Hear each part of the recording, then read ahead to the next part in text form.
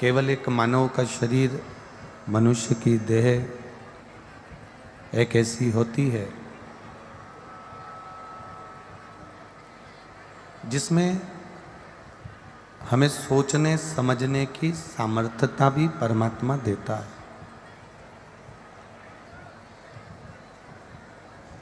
चौरासी लाख योनियों में केवल एक मानव की देह ऐसी होती है जिसमें हम भोजन और भजन दोनों करते हैं।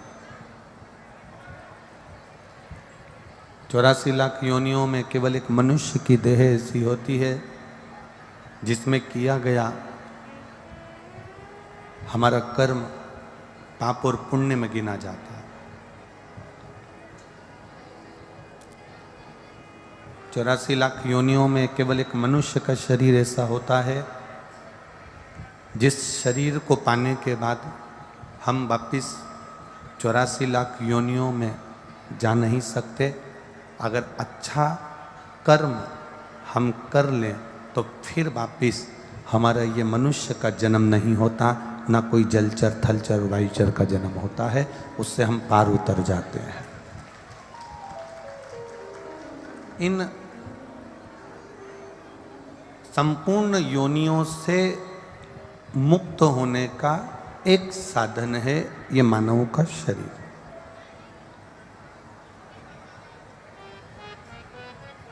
बहुत ध्यान देना महाराज, सवेरे 6 बजे से आप लोग इस कथा का इंतजार करते हो, 4-4, 5-5 बजे से उठ के बैठते हो, तब जाकर दोपहर में 1 बजे से 4 बजे तक ये कथा आपको मिलती है।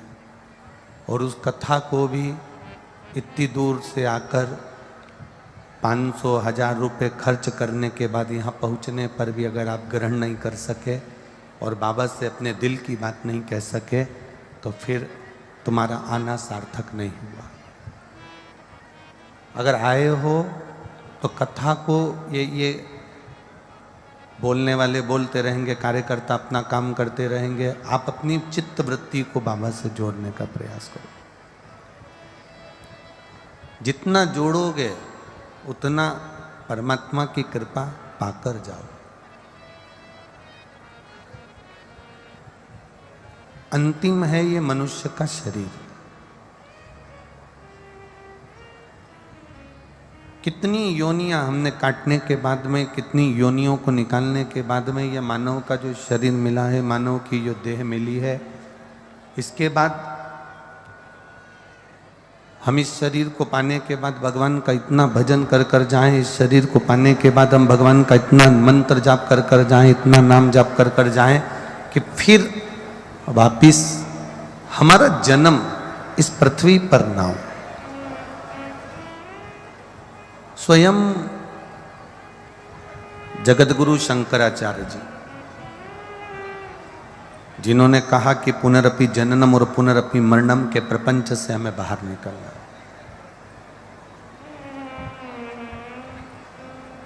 केवल 7 साल के थे जगतगुरु शंकराचार्य जी जब अपनी माँ तक के साथ में, आज माँ ने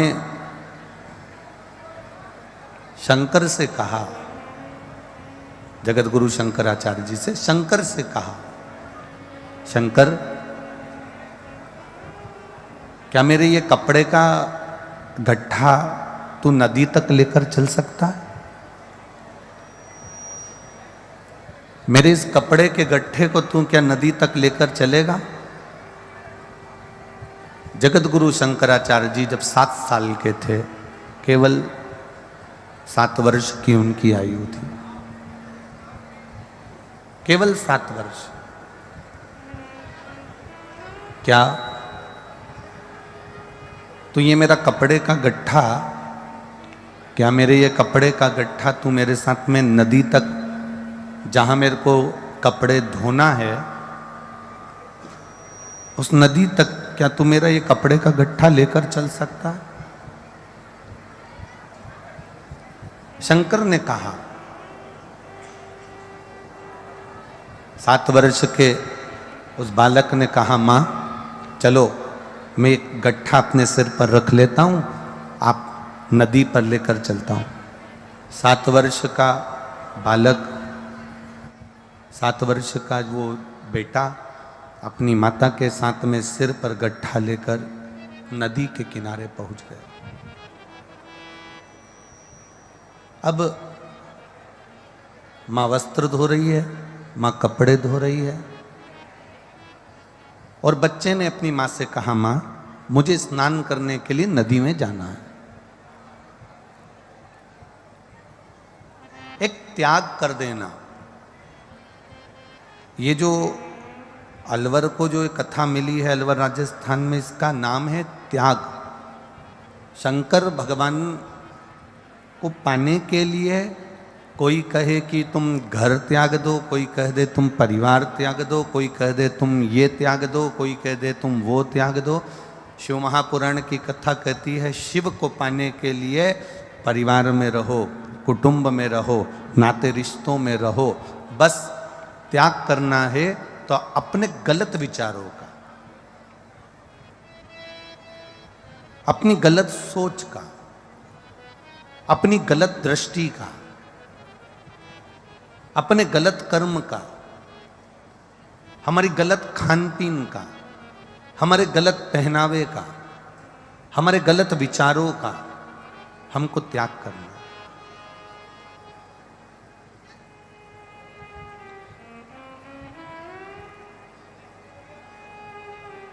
शंकर स्नान करने के लिए माँ से पूछ के नदी के अंदर चले गए, और नदी के अंदर जाने के बाद में, नदी में पहुंचने के बाद, शंकर तो शंकर थे। शंकर, इसको आके सुनना, आवाज नहीं है इनमें।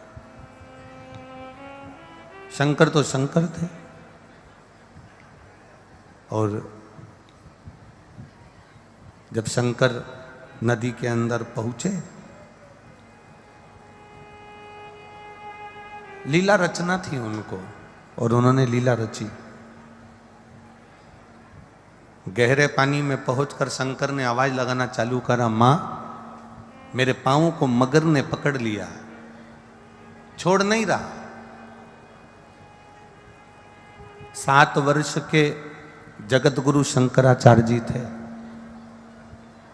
उनका नाम, छोटा सा बालक शंकर पानी के अंदर खड़ा होकर कह रहा है, मां मेरे पांव को मगर ने पकड़ लिया, वो छोड़ नहीं रहा। मां रोने लगी, झटपटाने लगी। बड़े बड़े पत्थर मां नदी में फेंकने लगी, पर बच्चा चिल्लाया, मां ये मगर मुझे नहीं छोड़ता, मां ये मगर मुझे नहीं छोड़ रहा, मां कुछ तो कर, मां ये मगर, ये ग्रह मुझे छोड़ नहीं रहा। माँ ने पूरा प्रयास करा, मगर का पाँव, मगर बालक का पाँव नहीं छोड़ रहा। तब बालक ने अपनी माँ से कहा, माँ अगर ये मगर मेरा पाँव नहीं छोड़ रहा तो तू एक काम कर, हाथ की अंजलि में जल ले ले, और जल लेकर कह दे, आज से ये शंकर बेटा तेरा नहीं है, आज से ये शंकर बेटा शंकर भगवान का है। बस इतना कह दें। दुनिया वस्तुओं का त्याग करती है, दुनिया भोजन का त्याग करती है, दुनिया ढेर सारी सामग्री का त्याग करती है, ढेर सारी वस्तुओं का त्याग करती है, पर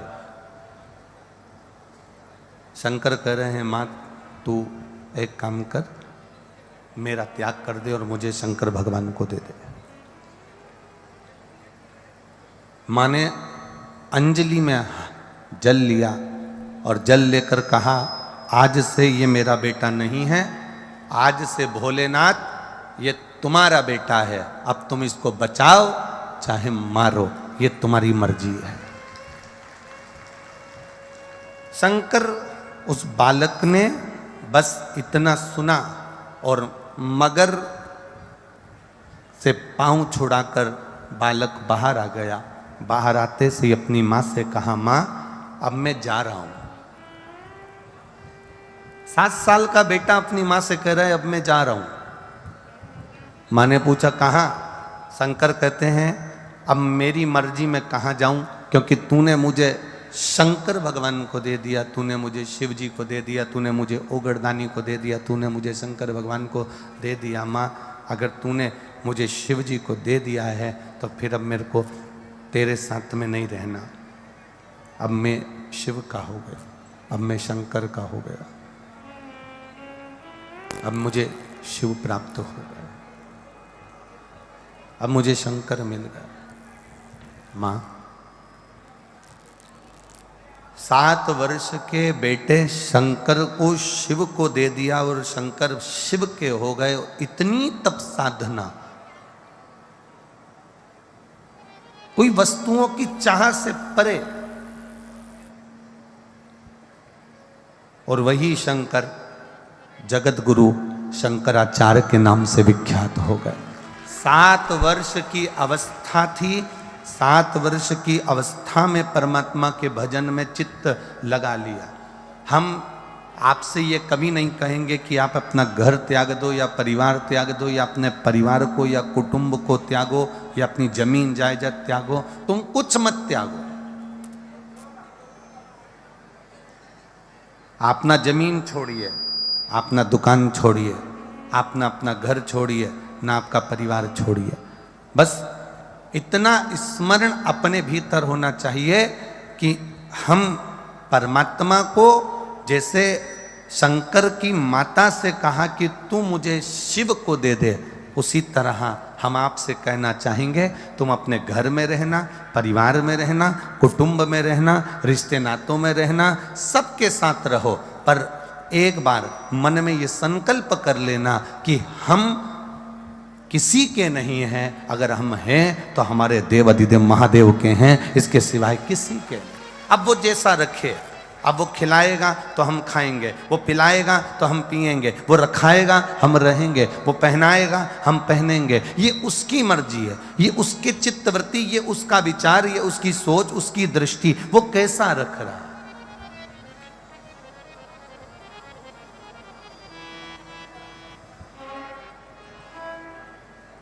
ये उसके ऊपर है, वो कैसा रखे।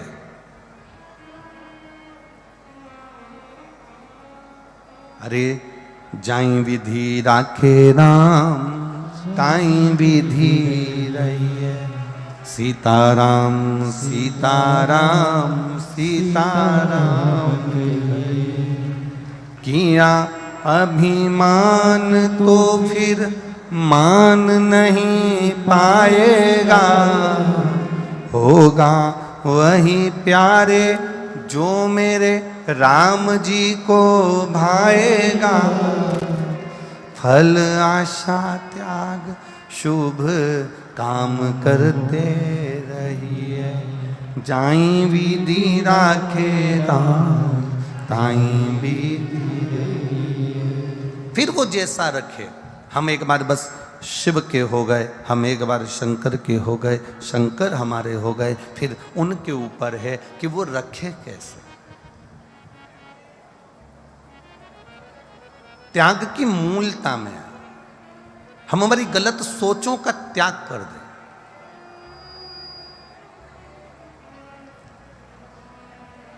शिवजी ने सती माता का त्याग कर दिया था केवल एक झूठ के चक्कर में।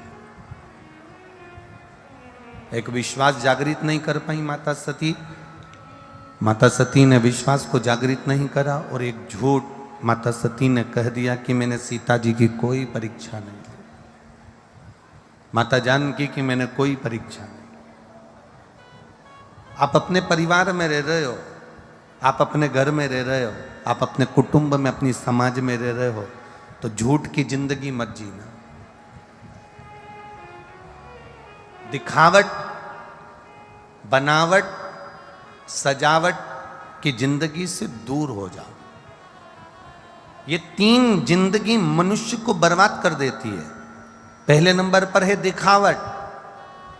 ज्यादा दिखावा मत करना, नहीं तो एक दिन कर्जे में लदालूम हो जाओगे। बनावट, अपनी बात को बनाकर मत बोलो, जो बोलना है सब सही बोलो। बनावट की जिंदगी से परे हुई। आज के ज़माने में व्यक्ति बनावट की बात इतनी कर देता है, जब शादी संबंध करने जाते हैं तो इतनी बनावट की बात करेगा, साहब लड़का तो ऐसा है, लड़का तो वैसा है, लड़की तो ऐसी है, लड़की तो वैसी है, साहब उनके माता पिता तो ऐसे हैं, उनके मामा जी तो ऐसे हैं, उनके काका जी तो ऐसे हैं, उनके रिश्तेदार तो ऐसे हैं। ये बनावट की बातें हमारे सनातन धर्म के लिए श्रेष्ठ नहीं है। दिखावट, बनावट और तीसरे नंबर पर सजावट, ये श्रेष्ठ नहीं है। अपनी श्रेष्ठ जिंदगी जीने के लिए हमें दिखावे की जिंदगी से बाहर निकलना पड़ेगा। आज के ज़माने में व्यक्ति इतना दिखावा करना चाहता है, मेरे पास तो गाड़ी है, मेरे पास तो बंगला है, मेरे पास तो ये है, मेरे पास तो वो है। ये दिखावे की जिंदगी से आप परे हो जाओ, दिखावे की जिंदगी से आप बाहर हो जाओ।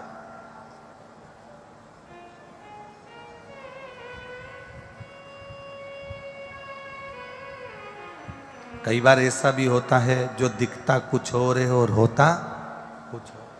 हम दिखावट की जिंदगी से परे क्यों ना हो रहे हैं? मेरे भोलेनाथ जी को ना तो दिखावट चाहिए, ना तुम्हारा बनावट चाहिए और ना तुम्हारी सजावट चाहिए। मेरे शंकर भगवान को ना दिखावे से मतलब है, ना सजावे से मतलब है, ना बनावे से मतलब है। उसको तो केवल एक मतलब है कि तुम भक्ति कितनी कर रहे हो। तुम राम जी की भक्ति करो, चाहे कृष्ण की भक्ति करो, चाहे शिव की भक्ति करो, चाहे भवानी की भक्ति करो, चाहे दत्त की भक्ति करो, तुम्हारे मन में जो विराजमान है। मेरे शंकर भगवान ने ये भी नहीं कहा कि तुम केवल मेरा भजन करो, राम जी को छोड़ दो। मेरे शंकर भगवान ने ये नहीं कहा कि तुम कृष्ण को छोड़ दो। मेरे कृष्ण ने ये कभी नहीं कहा कि तुम शंकर को छोड़ दो। मेरे राम ने कभी ये नहीं कहा कि तुम शिव को छोड़ दो। नारायण कभी नहीं कहते कि शंकर भगवान को छोड़ो। शंकर भगवान कभी नहीं कहते कि नारायण को छोड़ो।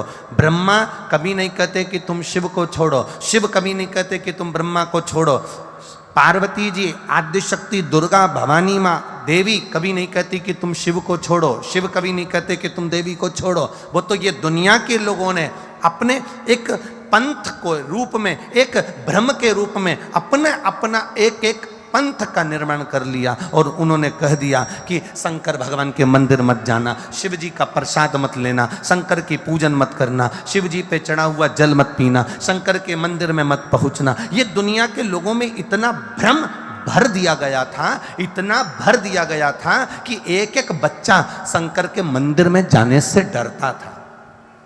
लोग डरा देते थे। शिव जी तो क्रोध के देवता हैं, शंकर भगवान तो रुद्र के देवता हैं, उनको तो गुस्सा ज्यादा आता है, इसलिए शिव के मंदिर मत जाना, शंकर की पूजन में ये गलती मत करना, शिव जी की पूजन में ये गलती मत करना, शंकर की पूजन में ये गलती मत करना। यहां तक शिव महापुराण की कथा कहती है, यहां तक वर्णन करती है कि आपकी पूजन की थाली में कुछ कमी रह गई, चिंता करने की जरूरत नहीं है, क्योंकि शंकर भगवान शिव पिता है और पिता अपने पुत्र की गलतियों को क्षमा कर देता है। वो पिता शिव जी की पूजन में कई लोगों ने बहुत डरा दिया था। ये पहले की बात बता रहे हैं, जब लोगों को डर लगता था शिव से। शंकर की पूजन में ये गलती मत करना, शिव जी के पूजन में ये गलती मत करना, शंकर जी नाराज हो जाएंगे, शंकर जी क्रोधी देवता हैं, शंकर जी रुद्र देवता हैं, शंकर भगवान को बहुत गुस्सा आता है, वो श्राप दे देते हैं, वो ये कर देते हैं, वो कर देते हैं। ना ना, 33 कोटि देवी देवताओं में उठाकर देखना, केवल एक देव अधिदेव महादेव एक ऐसे हैं जो पशु पक्षी जलचर थलचर राक्षस असुर देवता गंधर्व सबके देवता। अब जो सबका देवता है उसको मालूम है अगर कोई थोड़ी बहुत गलती कर भी देना तो मेरा महादेव कभी उसको गलत नहीं कहता, मेरा महादेव कभी उसको श्राप नहीं देता, मेरा शिव उसको कभी श्रापित नहीं करता। पूरी पुराणों को उठाकर देखना, एक एक देवता के पुराण उठाकर देखना। किसी ने कह दिया कि तुम हाथी बन जाओ, किसी ने कह दिया तुम ग्रह बन जाओ, किसी ने कह दिया तुम सर्प बन जाओ, किसी ने कह दिया तुम ये बन जाओ। पूरी शिव महापुराण की कथा में उठाकर देखना, शंकर भगवान के एक एक चरित्र, 18 पुराण, 6 शास्त्र, 4 वेद सब उठाकर देखना। शंकर भगवान ने किसी को श्राप नहीं दिया कि तू ये बन जा, क्योंकि शिव किसी को श्राप नहीं देते। शंकर भगवान की पूजन में अगर कोई कमी भी रह जाए, शिव की पूजन में कोई कमी रह भी गई, तो पार्वती जी उनके पास में विराजमान रहती हैं और माँ जगत जननी उनकी पूजन में कोई कमी नहीं आने देती, वो स्वयं कर देती हैं। ये शिव है, ये ओघड़ी है, ये दयालु है। बोल बम का नारा है।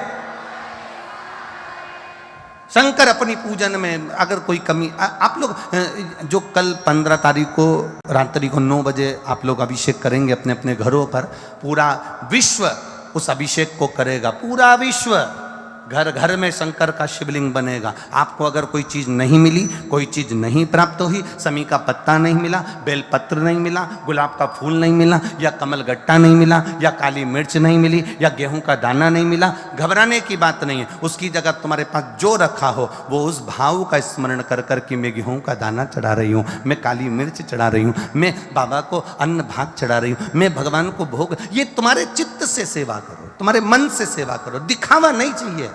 दिखावट, बनावट और सजावट की जिंदगी से मेरा महादेव बहुत दूर है, बहुत दूर।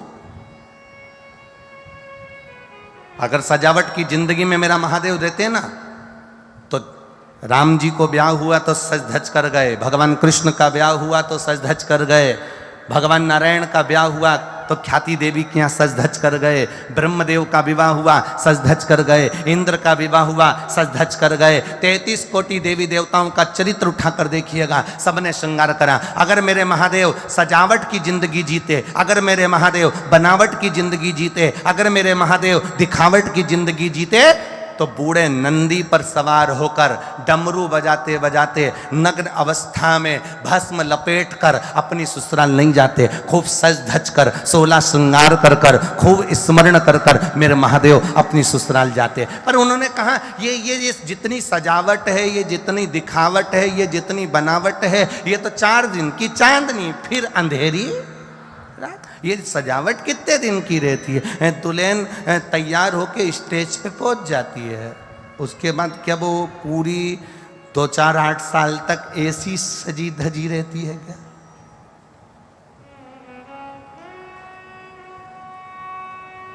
उतनी डिजाइन में रहेगी क्या वो? अरे बोलो तो जम के नहीं रहेगी।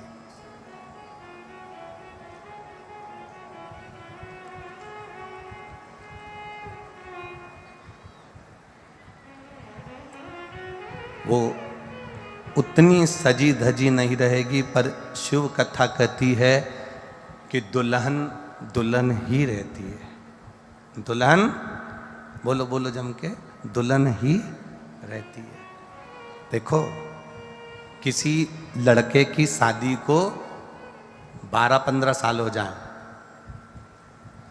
तो भी लड़के को कोई दूल्हा नहीं कहता, पर लड़की को बोलचाल की भाषा में घर के लोग कह देते हैं, क्यों छोटी दुल्हन नहीं दिख रही? बोलो, बोलते कि नहीं बोलते? क्यों, वो बड़ी दुल्हन कहां गई? आज तक किसी ने बोलचाल की भाषा में ये कहा कि वो बड़ा दूल्हा कहां गया, कि बड़ा छोटा दूल्हा कहां गया? लड़का एक बार दूल्हा बनने के बाद उसके बाद उसको दूल्हा कोई नहीं कहता, पर दुल्हन जो 16 श्रृंगार करने वाली है, जो अपना घर त्याग कर, अपने पिता की देहली त्याग कर अपने पति की देहली पर पांव रखती है ना, वो जिंदगी भर के लिए दुल्हन बन जाती है। उसको कहा जाता है छोटी दुल्हन कहाँ है, बड़ी दुल्हन कहाँ है, छोटी दुल्हन को बुला दो, बड़ी दुल्हन को बुला दो। वो दुल्हन आखिरी तक भी, भले वो 70 साल की हो गई, 60 साल की हो गई, तो भी उसके घर के बुजुर्ग लोग 50 साल की होने के बाद भी क्या छोटी दुल्हन कहाँ है, छोटी दुल्हन कहाँ है, बड़ी दुल्हन कहाँ है? दुल्हन दुल्हन रहती है।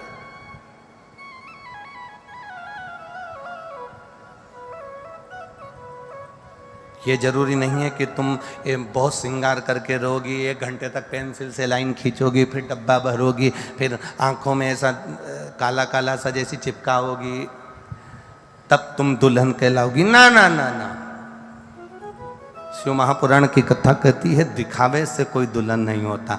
तुमने अपने पति के साथ 7 फेरे लिए और तुम दुल्हन बन गई, बस उस दिन से तुम दुल्हन बनी और बन गई।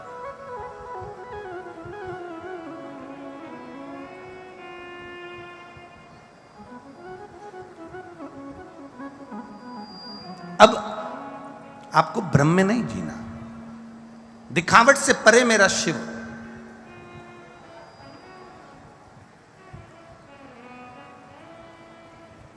तुम शिव जी को दिखावट पसंद नहीं है, शिव जी को बनावट पसंद नहीं है। बनावट नहीं शंकर भगवान को प्रिय। दो संत थे, आपस में झगड़ लिए। दो संत आपस में झगड़ रहे हैं। एक संत दिन रात बैठकर भगवान का भजन करता है, वो कहता है बड़ा मैं हूं। दूसरा संत भोजन बनाकर भगवान को भोग लगाता है, भोग लगाकर जो थाली वापिस आती है उसको खा जाता है, भोजन कर लिया। सवेरे भी ऐसे ही करता है, शाम को भी ऐसे ही करता है। और जितना समय मिलता है भगवान की भक्ति करता है, और भोजन बनाया, भगवान को भोग लगाया और खाया।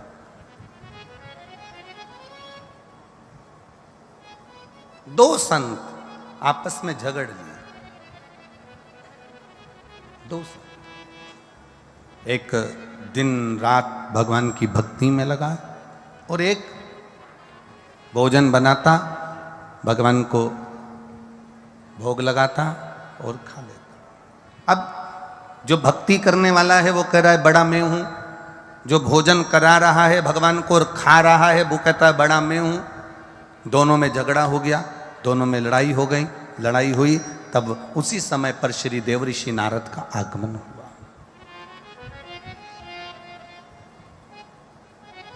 संतों के विवाद को कौन समाप्त कर सकता है? संतों के विवाद को कौन समाप्त करे? तो वो देवऋषि नारद आ गए, देवताओं के ऋषि देवऋषि। और देवऋषि नारद जी ने आकर पूछा क्या बात है, हुआ क्या? जो दिन रात भजन करने वाला है उसने कहा मैं बड़ा हूं, और जो भोग लगाकर भोजन कर रहा है, जितना समय मिला भगवान की भक्ति कर रहा है, वो कह रहा है बड़ा मैं हूं। दोनों को लड़ता हुआ देखकर देवऋषि नारद ने कहा इसका निर्णय मैं कल दूंगा। नारद जी जो तप साधना में लगा था, दिन रात भगवान की भक्ति में लगा था, नारद जी उसके पास में एक हीरे की अंगूठी छोड़कर चले गए। और नारद जी जो भगवान को भोग लगाता था और भोग लगाकर भोजन ग्रहण करता था, नारद जी भगवान के सिंहासन के पास जहां वो भोग रखता था उसके पास में एक अंगूठी रखकर चले गए। दोनों जगह पर हीरे की अंगूठी रखी है देवऋषि नारद, दोनों जगह।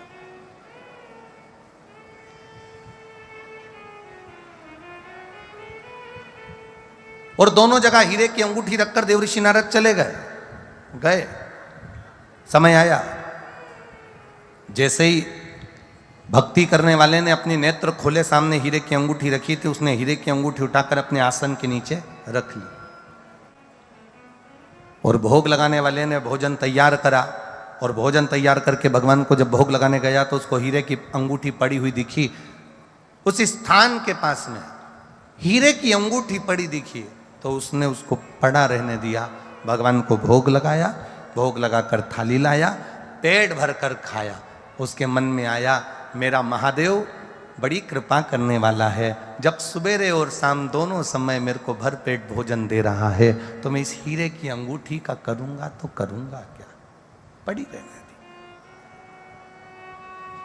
दूसरे दिन देवऋषि नारद आए, और नारद जी ने जैसे ही आए तो दोनों संतों ने पूछा बड़ा कौन?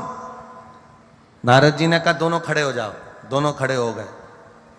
जो भक्ति कर रहा था उसके आसन के नीचे से अंगूठी निकाल कर दिया, ये लो हीरे की अंगूठी तुम्हारे आसन के नीचे रखी थी। किसने रखी? तो कहता है महाराज यहाँ पड़ी हुई मिली थी, मैंने उठाकर अपने आसन के नीचे रख ली थी।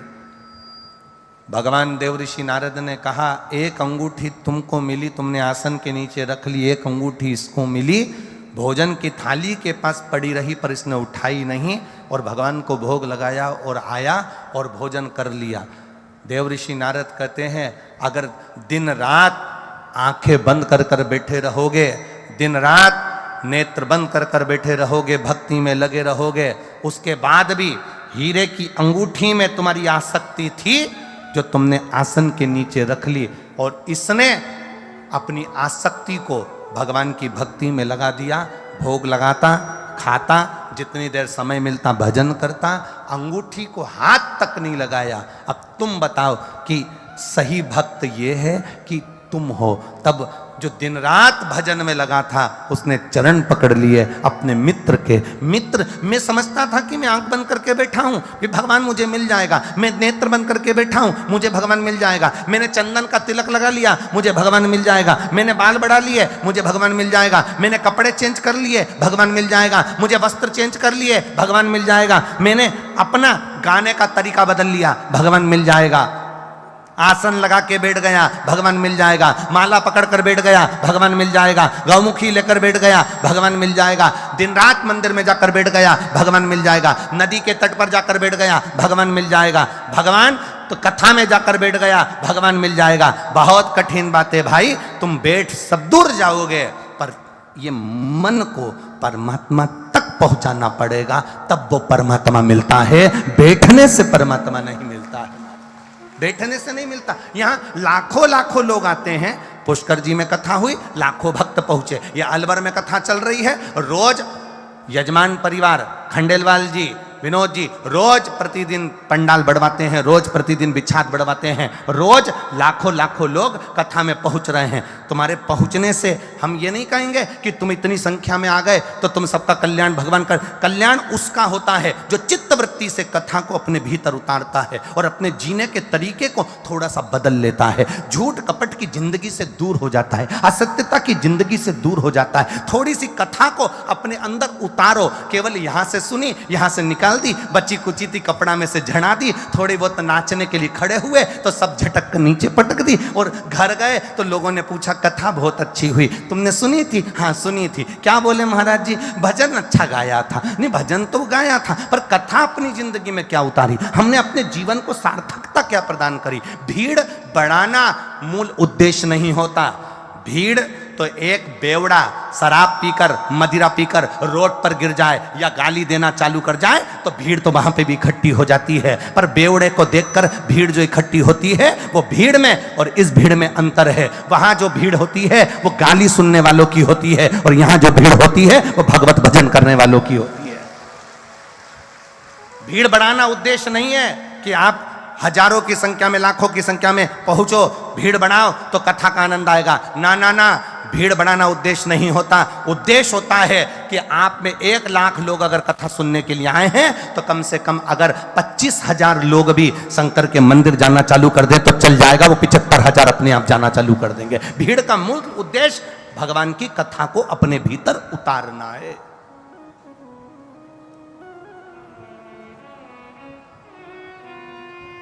दिखावे की जिंदगी से दूर हो जाओ भाई। हो दिखावट मेरे शंकर भगवान को नहीं प्रिय है। अपने दिल से जुड़ो। एक पत्र आया है देखिए,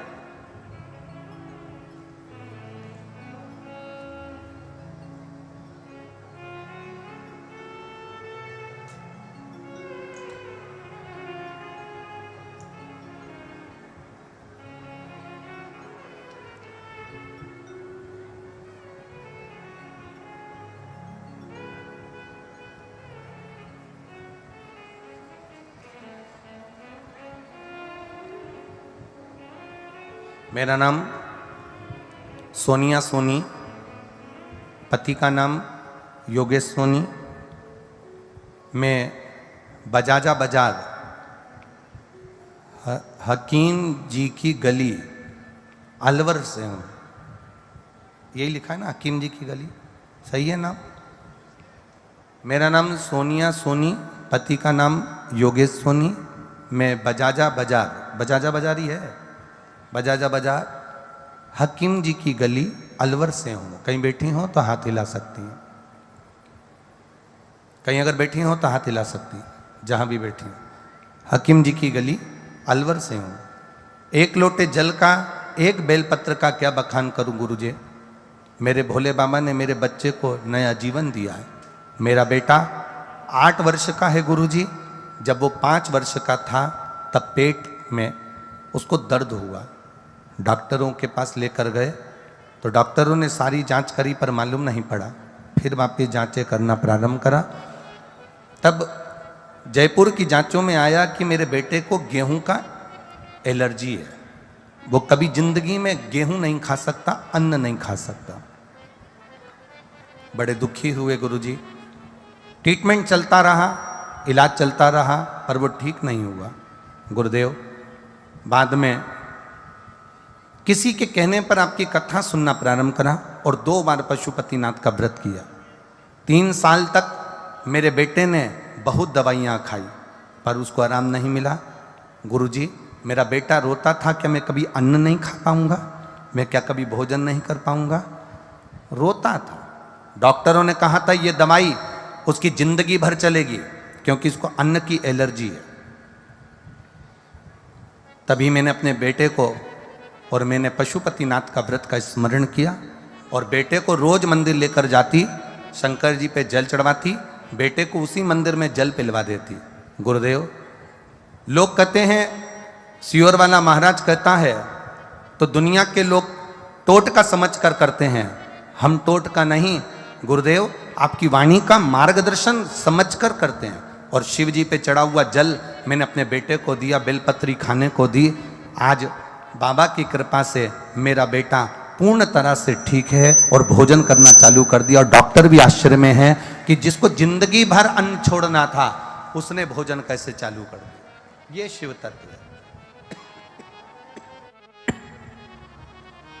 ये उगड़दानी है, ये त्रिकालदर्शी है, कैलाशी, अविनाशी। ये आया है। शिव तत्व की प्राप्ति है, इसमें अवघड़ी है।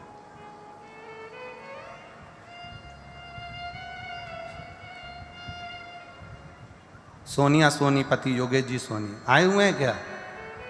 बचाया है साथ में। शिव कृपा उघड़दानी है, उसके आगे सब फीका है। आप दिखावे से दूर हो जाइए। बैठो मां, बैठो, बैठ जाओ, बैठ जाओ भी, बैठ जाओ। दिखावे से दूर हो जाओ।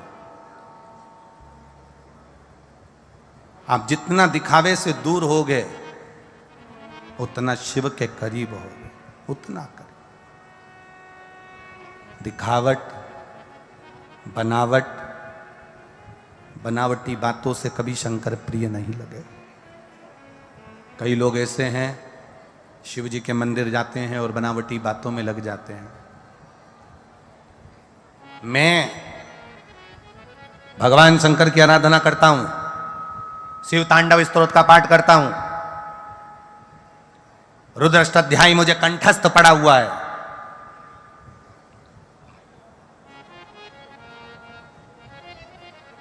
मैं जितना भगवान का भजन करता हूं शिव जी का उतना कोई नहीं करता। जिस समय मेरे राम जी ने समुद्र के तट पर रामेश्वर धाम की स्थापना करी थी, लंका में बैठा हुआ रावण इसी तरह से शब्द कह रहा था, राम क्या शिव की पूजन करेगा, राम क्या शंकर भगवान की पूजन करेगा। जो पूजन मैंने करी है, जो पूजन मैं कर सकता हूं, जो आराधना मैं कर सकता हूं, वो लंकाधिपति रावण कर रहा है, वो राम नहीं कर सकते। जो मैंने करी है,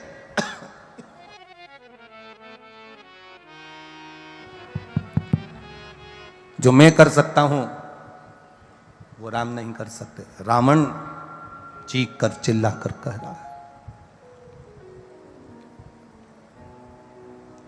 ऐसे कई हैं जो आपकी बुद्धि को विपरीतता की ओर लेकर जाएंगे, बनावटी बातें कहकर।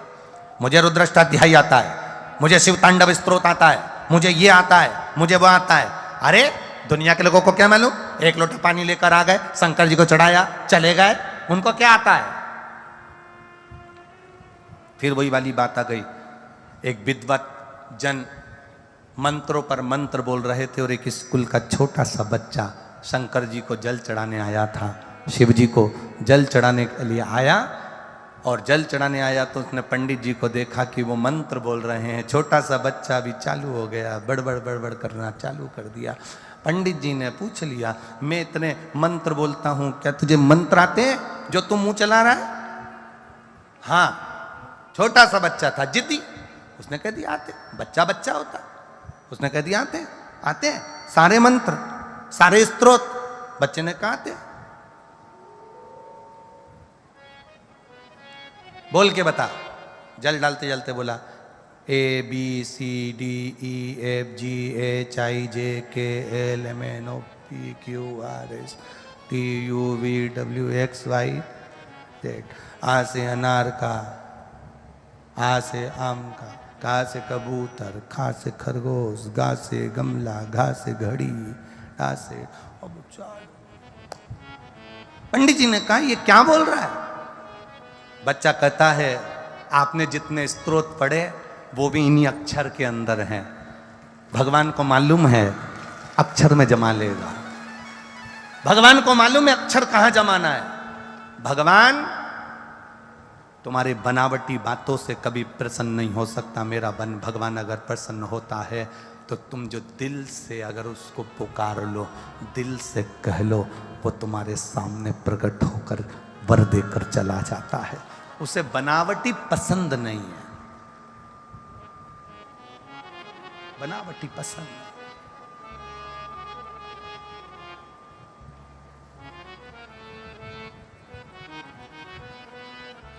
कल शिवरात्रि रहेगी,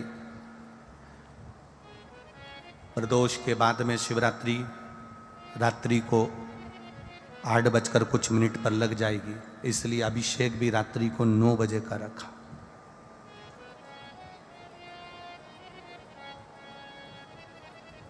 उसका नाम है शिवरात्रि। क्या नाम है? शिवरात्रि। मतलब शिव की आराधना पूरी रात होती है। कब होती है? पूरी रात। 4 पहर की पूजन होती है महादेव की, शिव महापुराण में लिखा है। पूरी रात आराधना करो तुम, तुम्हारी मर्जी पड़े जब तक करो। शिवरात्रि कोई भोग और वासना की रात्रि नहीं है, आसक्तियों की रात्रि नहीं है। शिवरात्रि मेरे महादेव को प्रसन्न करने की और उसकी भक्ति की रात्रि है। शंकर की कथा कहती है, शिव महापुराण की कथा कहती है, सावन के महीने में जो शिवरात्रि आती है, उस शिवरात्रि के दिन जो अपने घर में पार्थिव शिवलिंग का निर्माण कर कर भगवान शिव की आराधना करता है, शंकर का आराधना कर कर, शिव की स्तुति कर कर शंकर को अपने घर में जो निमंत्रण देता है, अर्थात शिवलिंग बनाना, उसकी आराधना करना, उसकी पूजन करना, शंकर की आराधना अपने घर में बैठकर करता है। शिव महापुराण की कथा कहती है उसके घर में महादेव नित्य उसके घर में नूतनता प्रदान करता है और उसके कार्य को सफल करता है। यह श्रावण की शिवरात्रि।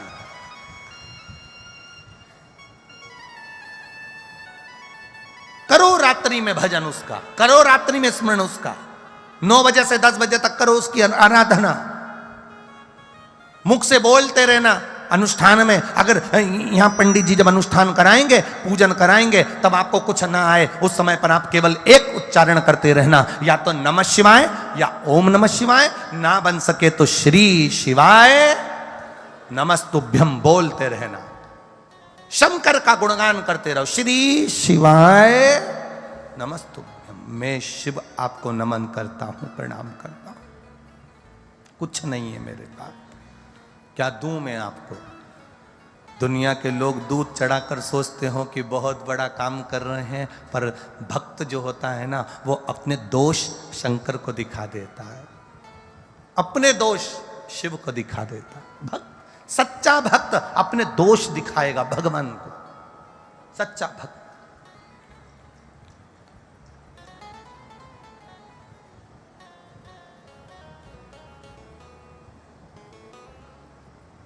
तेरी पूजा में दूध ले आई, उसे बछड़ा भी झूठा कराए। तेरी पूजा में जल ले आई, उसे मछली भी झूठा कराए। तेरी पूजा में फूल ले आई, उसे भंवरा भी झूठा कराए। तेरी पूजा में मिठाई ले आई, उसे चींटी भी झूठा कराए। दूध कैसे चढ़ाऊं भोले कैसे ले जाऊं महादेवा, भोले कैसे करूं तेरी से। अपने दोष गिनाओ, अपने अवगुण गिनाओ। दुनिया के लोग सोचे मैं 50 लीटर दूध चढ़ाऊंगा तो शंकर जी प्रसन्न होंगे। शिव जी तो करें 1 चम्मच दूध, वो भी देसी गाय का। वो उतना भी ना मिले तो 2 बूंद दूध मुझ पर चढ़ा कर जाना, मैं तेरे भाग्य के ताले खोल दूंगा, ये निश्चित है, बहुता में नहीं।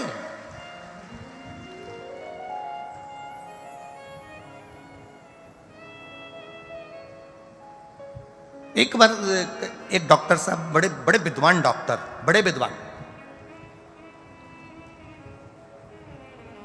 वो एक संत से भिड़ गए।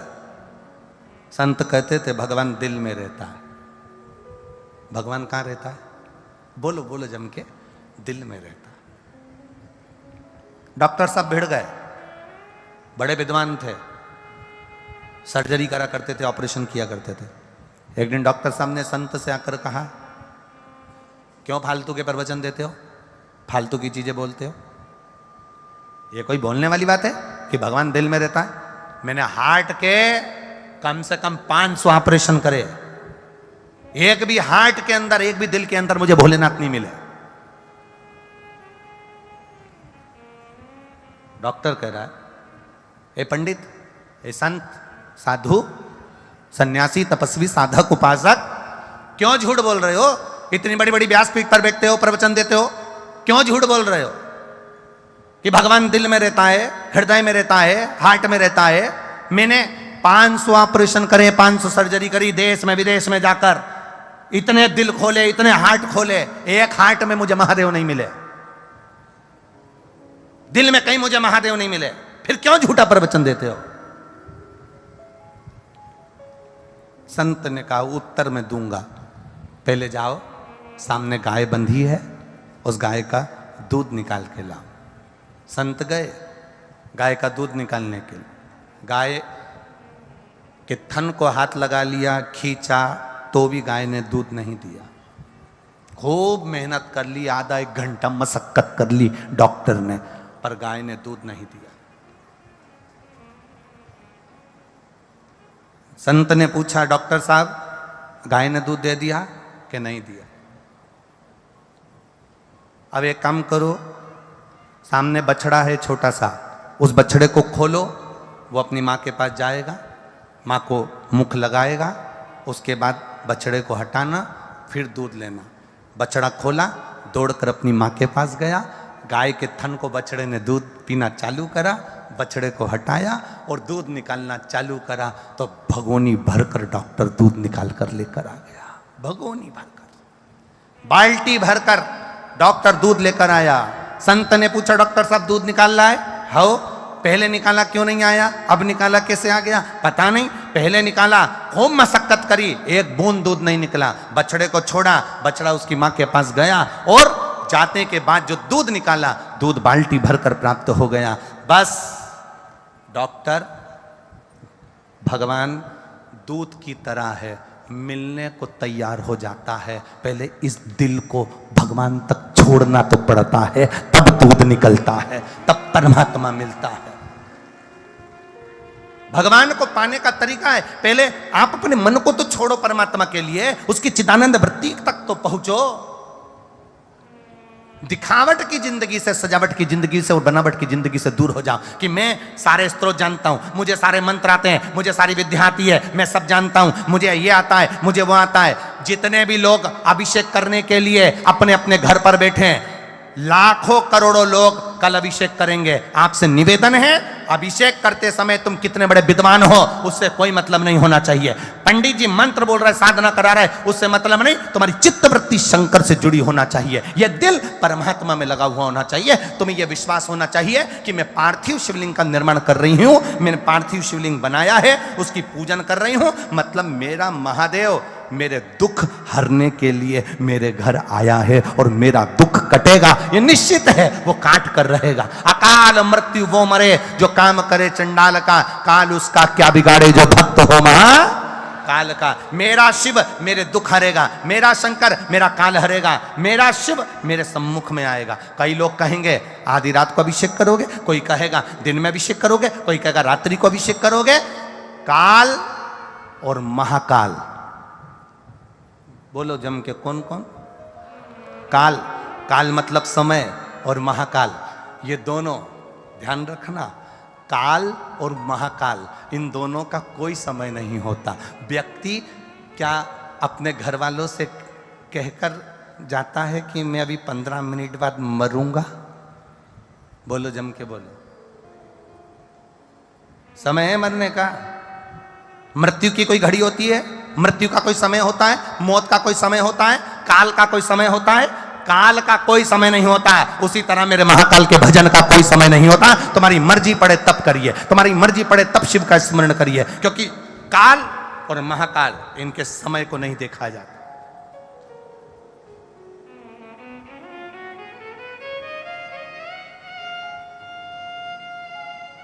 कब कौन सी बीमारी तुम्हारे सामने आ जाए, कब कौन सा दुख तुम्हारे सामने आ जाए, कब कौन सी तकलीफ तुम्हारे सामने आ जाए, उसकी कोई समय सीमा नहीं है। आप भजन करते रहो, स्मरण करते रहो। स्वामी विवेकानंद जी ने रामकृष्ण परमहंस जी से पूछा था भजन कब करना चाहिए, भगवान का नाम कब लेना चाहिए। रामकृष्ण परमहंस जी ने कह दिया था मरने के 5 मिनट पहले। स्वामी विवेकानंद जी ने कहा था भगवान का भजन कब करना चाहिए। रामकृष्ण परमहंस जी ने कहा था मरने के 5 मिनट पहले, मरने के 2 मिनट पहले। रामकृष्ण परमहंस जी ने जैसे कहा, स्वामी विवेकानंद जी ने कहा मरने के 2 मिनट पहले। हाँ, तो ये कैसे मालूम पड़ेगा कि मरेंगे कब? तो रामकृष्ण परमहंस जी कहने लगे जब तुम्हें मालूम ही नहीं मरोगे कब, तो हर 2 मिनट में भजन करते रहो, कभी भी मर जाओ, ठिकाना किसको मालूम।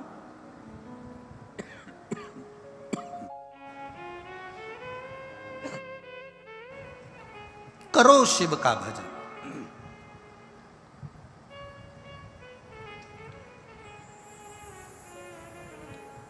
हम दिल से उसको पुकारेंगे, वो दिल से आता है।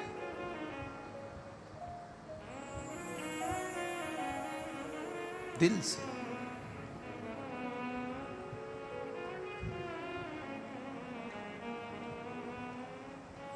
ज्यादा शक्कर शरीर को खराब कर देती है। बोलो सही है?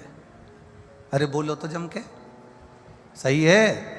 ज्यादा शक्कर शरीर को खराब कर देती है और ज्यादा शक हमारे पूरी जिंदगी को खराब कर देता है।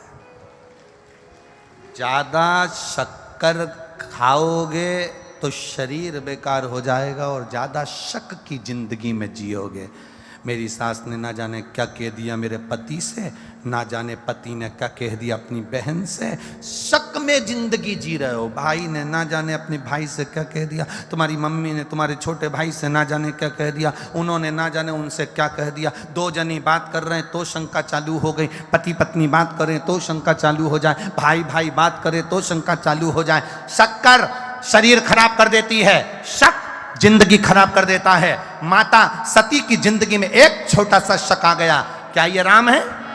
सती की जिंदगी में एक छोटा सा शक आया, क्या ये राम है, ये परमात्मा है, ये नारायण है जो अपनी पत्नी के लिए रो रहा है? बस जरा सी शक सती माता ने करी और शक ने पूरा परिवार नष्ट कर दिया। जरा सा शक माता सती ने करा था, भगवान भोलेनाथ के वचन पर शक कर लिया कि क्या ये नारायण है जो रो रहे हैं, ये राम जी अपनी पत्नी के लिए रो रहे हैं, ये भगवान है। जरा सा शक करा जरा सा शक करा और पूरा परिवार बर्बाद हो गया। पूरा सती मैया जलकर भस्म हो गई, भोलेनाथ तब साधना में लीन हो गए, सब अलग अलग हो गए, सब कुछ नष्ट हो गया। जरा सा शक हमारी पूरी जिंदगी को, पूरे परिवार को, पूरे कुटुंब को, पूरे हमारी समाज को पूरा बर्बाद कर देता है। एक शक की जिंदगी मनुष्य को बर्बाद की ओर लेकर चली जाती है। कई लोगों के मन में शक आ जाता है, शंकर जी को जल चढ़ाएंगे तो ऐसा हो गया, तो शक में आ जाओ, बिल्कुल मत चढ़ाओ। कोई कहे रात्रि को शंकर जी का अभिषेक करेंगे, पूजन करेंगे, शक में बिल्कुल मत अभिषेक करो। शक नहीं हो तो करना, शक है बिल्कुल मत करना। मंदिर भी जाना तो शक से परे होकर जाना। मैं शंकर जी के मंदिर जाऊंगी, किसी ने कुछ कह दिया तो शक में जा रहे हो।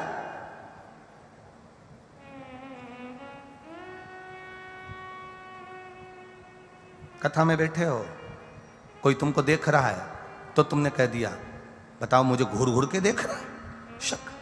जब तू कथा में गई तो तेरा ध्यान कथा में होना चाहिए, तू उसको देखी काहे को, कौन तुझे घूर कर देख रहा है। शक जीवन नष्ट कर देता है। शक्कर वो कितनी बड़ी बात की, वो एक गरीब आदमी शक्कर के लिए कंट्रोल की दुकान के चक्कर लगाता है। कंट्रोल जानते ना? अरे बोलो तो जम के जानते हो, सरकारी सामान की दुकान जो होती है, आटा चाल शक्कर। गरीब आदमी शक्कर के लिए कंट्रोल की दुकान के चक्कर लगाता है, कंट्रोल के चक्कर लगाता है। और अमीर आदमी शुगर को कंट्रोल करने के लिए डॉक्टर के चक्कर लगाता है। दोनों में बहुत अंतर, बहुत अंतर, दोनों में बहुत अंतर। एक शक्कर खाने के लिए कंट्रोल की दुकान जा रहा है और दूसरा शक्कर को पचाने के लिए डॉक्टर के पास जा रहा है। कंट्रोल करना, कंट्रोल। शंका से दूर हो जाओ, दूर। कई लोग होते हैं, एक बुजुर्ग व्यक्ति रेल में सफर कर रहा था, ट्रेन में जा रहा था, बेचारा सीधा साधा था। कुछ पढ़े लिखे लड़के ट्रेन में चढ़ गए। चढ़ते से लड़कों ने विचार करा, यहाँ लिखा है चेन खींचने पर 1 साल की सजा या 2000 रुपये जुर्माना। क्या करना है? अपन ने तो आज तक खींच के नहीं देखी ट्रेन की चेन। तो दूसरा बोला खींच लो, क्या जा रहा। तो 2000 रुपये कहाँ से आएंगे? चारों मित्रों ने कहा 500 इकट्ठे करो, 2000 दे देंगे। चारों ने 500 इकट्ठे करके जेब में रखे, चेन खींच दी। टीसी आए, उतनी देर में एक बोला, एक काम करना, अगर टीसी पूछे कि चेन किसने खींची तो ये डोकरे का नाम लगा देना, ये बूढ़े व्यक्ति का नाम लगा देना। चेन खींची, टीसी आया, पुलिस वाला आया और उन्होंने पूछा चेन किसने खींची? चारों लड़कों ने कहा ये बुढ़े आदमी ने खींची, ये डोकरे ने खींची, ये बूढ़े बुजुर्ग ने खींची। डोकरे से पूछा बूढ़े आदमी से, तुमने चेन खींची? हाँ। क्यों चेन खींची? इन चारों ने मेरे 2000 रुपये ले लिए।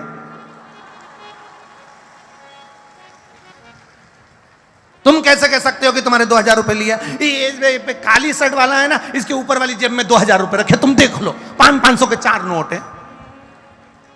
टीसी ने पुलिस वाले से कहा निकाल, इसकी जेब में से निकाल जरा। और जो जेब में से निकाले तो 500 के नोट टीसी ने निकाल के बूढ़े आदमी को हाथ जोड़कर कहा क्षमा मांगते हैं। और पुलिस वाले से इनके दे 2-4 दरकेन ले चल चारों। बताओ, ट्रेन में चोरी।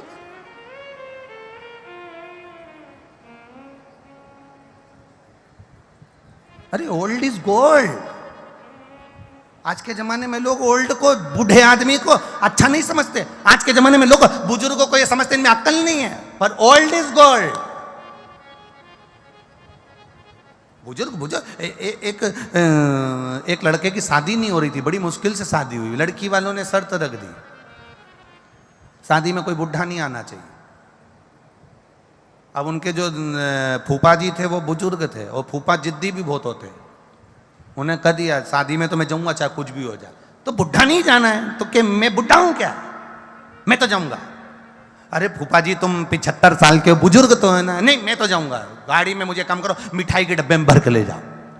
अब इतना बड़ा मिठाई का खोखा, उसके अंदर उनको फूफा जी को ले गए और शादी में बारात में पहुंच गए तो लड़की वालों ने कहा जरा देखो बारात के अंदर कोई बुढ़ा तो नहीं आया। जो देखा तो बारात में कोई बुढ़ा नहीं है साहब। तो क्या ठीक है बारात को आन दो। बारात सज धज के दरवाजे पर पहुंची। जो दरवाजे पर दूल्हे की सास ने आरती उतारी, वहीं पर दुल्हन का पिता बोला लड़का अंदर जब आएगा, भावर जब होगी, फेरे जब होंगे, जब हमारे गांव की नदी में दूध भर दिया जाए। अब सब बाराती वापिस बस में आके बैठ गए। जाने लगे तो फूफा जी खोखे को बजाते बजाते पूछे कहाँ चल दी? 15 मिनट में शादी, वापिस शादी हो गई? कि कहीं नहीं हो रही। क्यों? लड़की का बाप बहुत बेकार है, बहुत बेकार। उसने फिर एक शर्त रख दी, गांव की नदी में दूध भरोगे तो लड़की की शादी करेंगे। तो इतने में फूफा जी बोले कौन सी टेंशन की बात है, बारात लेकर वापस मत जाओ, लड़की के बाप से कह दो तुम पानी खाली कर दो, हम दूध भर देंगे।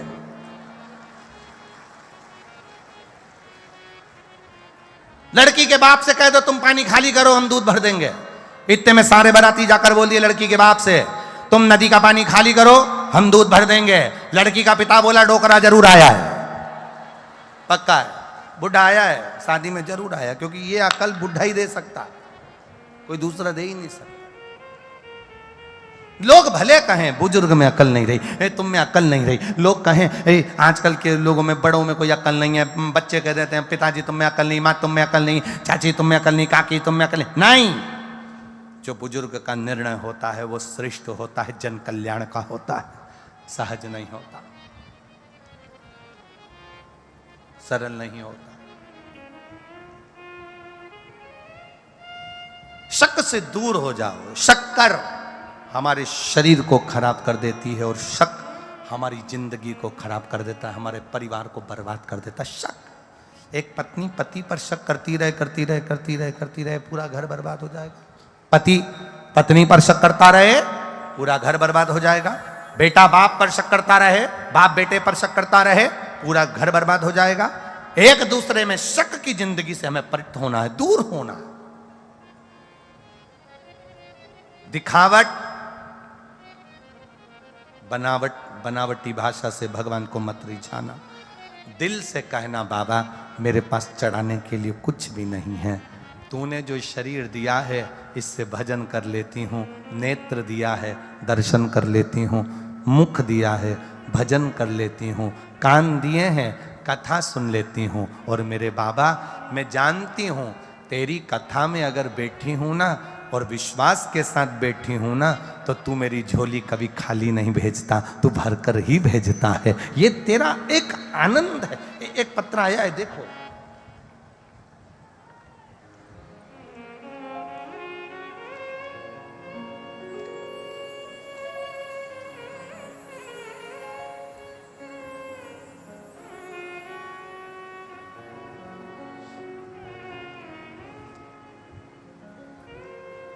मेरा नाम मनोरमा दिनेश शर्मा है। मैं पद्म बिहार कॉलोनी भरतपुर की रहने वाली हूँ। कहीं बैठी हो तो हाथ हिला सकती हैं। मेरा नाम मनोरमा दिनेश शर्मा है। मैं पद्म बिहार कॉलोनी भरतपुर की रहने वाली हूँ। कहीं बैठी हो तो अपने दोनों हाथ हिला सकती है। आप ही हैं? हाँ, ऐसे दोनों हाथ हिला लो। बच्चे को लाई हो साथ में? अच्छा, गोदी में है। ठीक ठीक ठीक है। मैं शिव की महिमा का क्या वर्णन करूं गुरुदेव। मेरी 2 बेटियां हैं, एक 14 साल की, एक 12 वर्ष की। महाराज, मैंने 2 बेटियों को जन्म दिया, पर दुनिया के लोगों ने ताने देना बंद नहीं किया। इतना अपशब्द कहते थे, इतना अपशब्द कहते थे, गुरुजी बेटे को नहीं जांच सकते। हमारा कहना है बेटी और बेटा एक ही होते हैं। बेटे को जन्म नहीं दे पाई मैं। मेरे 2 बेटी 14 और 12 वर्ष की हैं। लोगों ने गलत शब्द कहे, इतना ताना देते थे। मंदिर जाओ तो मंदिर में ताना देते थे, अपशब्द कहते थे, इसका बुढ़ापा कैसे निकलेगा, ये तो ऐसी है, ये तो वैसी है। सुनकर आंखों में जल भर गया गुरुदेव। तभी गुरुदेव आप पत्र पढ़ सकते हो जो पत्र उस बहन ने लिखा। सावन की शिवरात्रि पिछले वर्ष की, गुरुदेव आपने ऑनलाइन शिव जी का अभिषेक करवाया था। उस अभिषेक को मैंने किया। मेरे घर में महादेव की मैंने पूजन करी। आपने कहा था एक बेलपत्र उठा लेना और जो मांगो बाबा से वो देता जरूर है। बाबा एक बेलपत्र रखी और बाबा से प्रार्थना करी कि मेरे घर में 2 बेटी एक बेटा जरूर देना। शिव की कृपा का क्या वर्णन करूं गुरुदेव। बस अभिषेक पूर्ण हुआ, उसके 20 दिन निकले, गर्भ ठहरा। बाबा की कृपा से 3:33 पर 31 तारीख को एक बेटे ने जन्म लिया और बाबा की कृपा से मैं उसको यहाँ प्रणाम करने के लिए लेकर आई।